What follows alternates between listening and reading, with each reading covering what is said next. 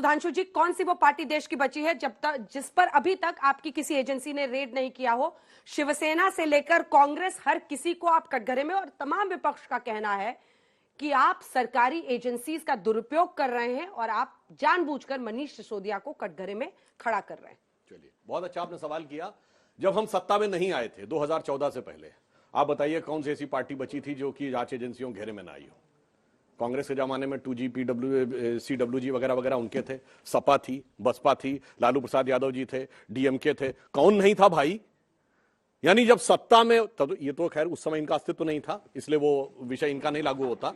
मैं कहना चाहता हूं, जब हम विपक्ष में थे तब भी जांच एजेंसियों के घेरे में विपक्षी पार्टियां ही थीं, और आज हम सत्ता में हैं तो वही लोग जो पहले से जांच एजेंसियों घेरे में हैं वो हम पे दबाव बनाते हैं, वो जांच एजेंसियों को दबाव में लेने के लिए इस प्रकार का कार्य करते हैं। इसमें कोई बहुत रॉकेट साइंस नहीं है, तो बहुत इजीली समझा जा सकता है। अगर ऐसा होता कि 2014 से पहले सब एकदम पाक साफ थे, कहीं कुछ था ही नहीं, अचानक शुरू हो जाता, तो ये बात उठती थी। संजय जी, अब ये छापा है और उसके बाद से सच आना है, लेकिन आप लोग अभी से ही रो रहे हैं कि नहीं बीजेपी जानबूझकर कर रही है। सच सामने आए, और आप लोग तो हमेशा ईमानदारी की बात करते हैं, फिर डर क्यों एजेंसी से? बिल्कुल सही बात आपने कहा, और बहुत अच्छी बात आज इन्होंने खुद से स्वीकार किया। हमको तो पता चला कि ये भारतीय जनता पार्टी है, अभी ये बता रहे हैं कि ये कांग्रेस बनने आए थे।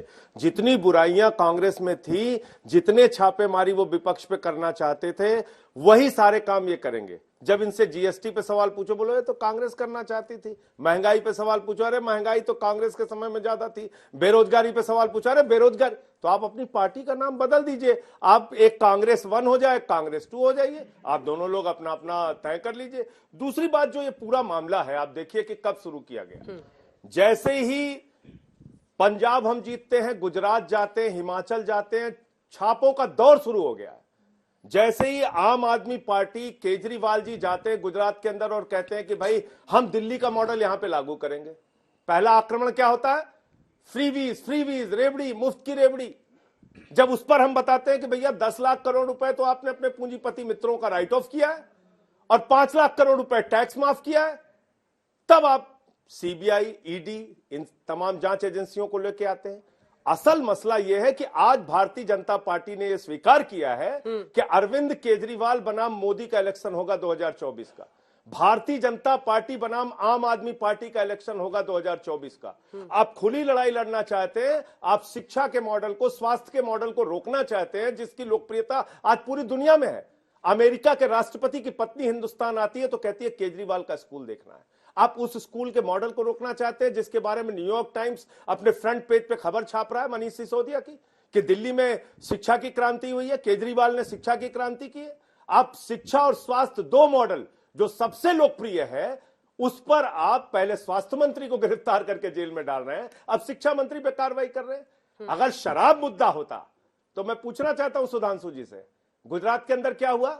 जहरीली शराब से 100 से ज्यादा लोग मर गए और 10,000 करोड़ का काला धंधा, शराब का, जहरीली और नकली शराब का धंधा हर साल गुजरात के अंदर होता है। कितने बीजेपी नेताओं पे ईडी हुई, कितने बीजेपी नेताओं पे सीबीआई हुई, कितने बीजेपी के नेता गिरफ्तार हुए? उसमें तो भारतीय जनता पार्टी का जिला पंचायत का सदस्य नकली शराब बनाते हुए पकड़ा गया गुजरात के अंदर। तो आप देख लीजिए कि किस तरीके से ये एक दुर्भावना से कार्रवाई कर रहे हैं। और एक बात कह के बस खत्म करूंगा, ये ऐसे ही उस टाइम में भी चीख चीख के बोल रहे थे जब केजरीवाल के दफ्तर पे सीबीआई का छापा मारा, बोले बहुत बड़ा घोटाला मिल गया। 7 साल हो गए, आज तक कुछ नहीं निकला।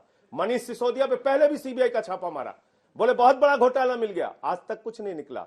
सत्येंद्र जैन पे एक सर्विसेज के मामले में सीबीआई की जांच कराई 3 साल के बाद कह दिया कोई इनके खिलाफ कोई कार्रवाई नहीं बनती। सुंगलू कमेटी बनाई अंजना जी है कि इन्होंने 400 फाइलों की जांच कराई केजरीवाल सरकार की, बाद में कह दिया कुछ नहीं निकला। 40 विधायकों को दिल्ली पुलिस ने पकड़ के गिरफ्तार करके जेल में डाला।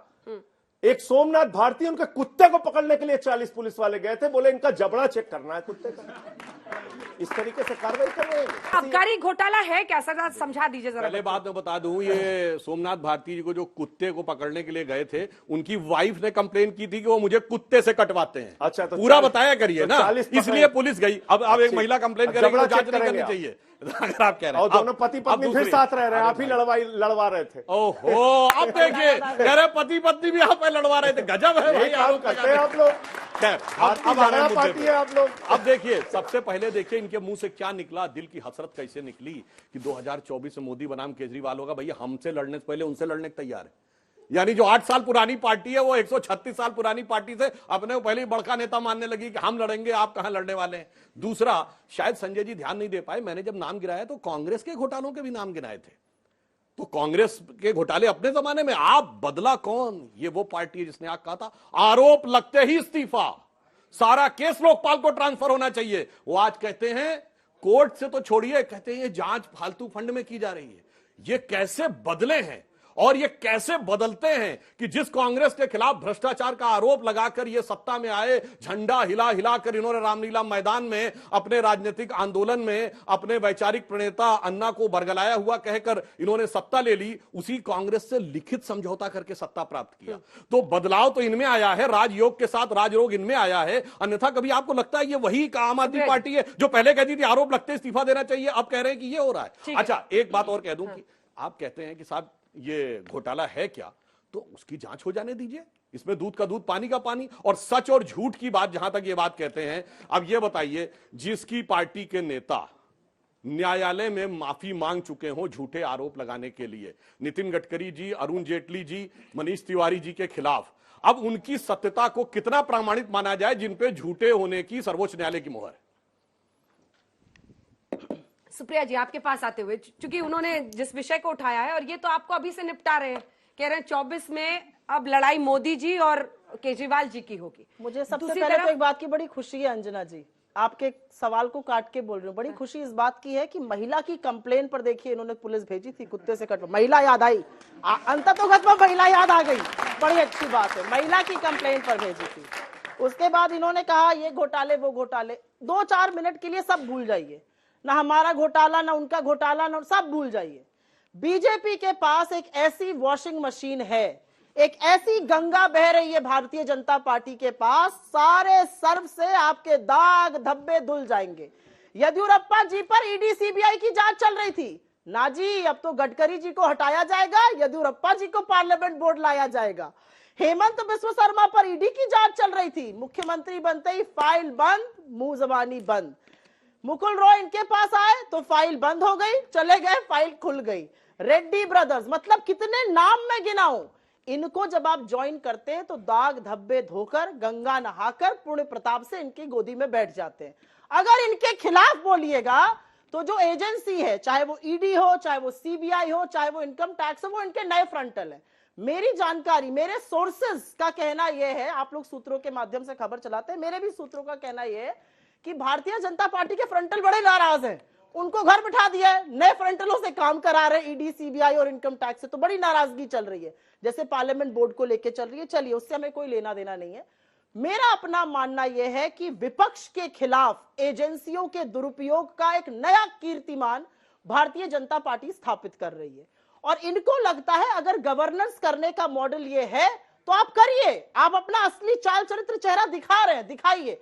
8 साल से सत्ता में आप हैं, आप कोई भी चीज प्रूफ नहीं कर पाए। जिन चीजों को लेकर कभी आप सड़क पे बैठते थे, न्यायालय ने कह दिया कोई इसमें स्कैम नहीं है, आपके मुंह में दही जम गई, जिस पर आपने जीएसटी लगा दिया। खैर, आप कुछ नहीं बोल पाए 2G पर, न्यायालय ने कहा कोई स्कैम नहीं है। आपने 6 लाख करोड़ के स्पेक्ट्रम को 1.5 लाख करोड़ में बेचा, वो स्कैम पर आप चुप है। गुजरात में खुला धंधा ड्रग्स का चल रहा है, रोज ड्रग्स की जब्ती होती है। कौन चला रहा है ये धंधा, मैं जानना चाहती हूं।